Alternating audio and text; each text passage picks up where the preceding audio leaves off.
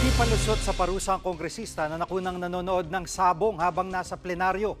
Live mula sa TV5 Media Center, nangunguna sa balita si News 5 House Correspondent Marian Enriquez. Marian, anong sabi ng liderato ng Kamara tungkol sa isyong ito?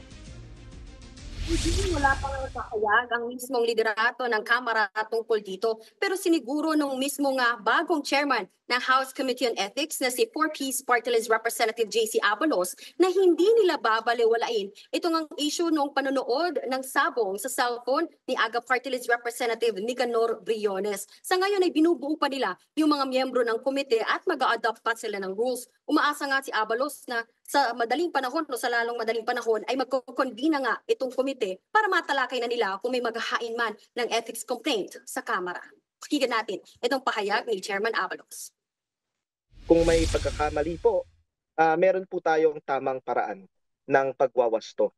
I would like to let everyone know na hindi po natin pinabaliwala o babaliwalain ang incidenteng ito. We will make sure that we will abide by the proper process.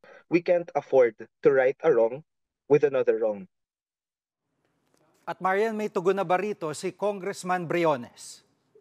JP, handa naman daw harapin ni Congressman Briones kung sakaling may maghahain ng ethics complaint laban sa kanya. Pero sa ngayon, wala pa namang naghahain. Nauna na rin humingi ng paumanhin si Briones tungkol sa issue. Narito ang kanyang pahayag. Kung sa tingin nila ay dapat imbestigahan, harap tayo doon dahil wala naman tayo tinatago. Malinis konsensya natin. At totoo ba ang balitang aalisin daw si Congressman Briones bilang miyembro ng Commission on Appointments?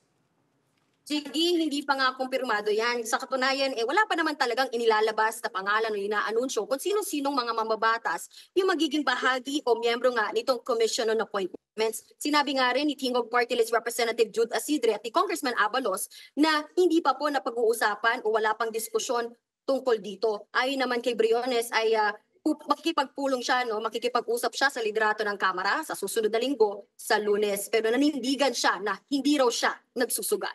Pakinggan natin itong kanyang pahayag.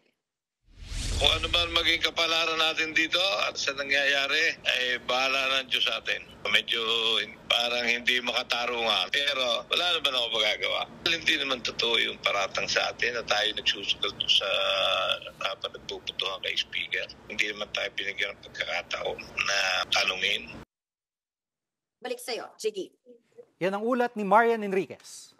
Mga kapatid, Jig Manikad po, pagdating sa mahalagang balita sa loob at labas ng bansa, dapat una sa lahat, mag-follow at mag-subscribe na sa social media pages ng News 5.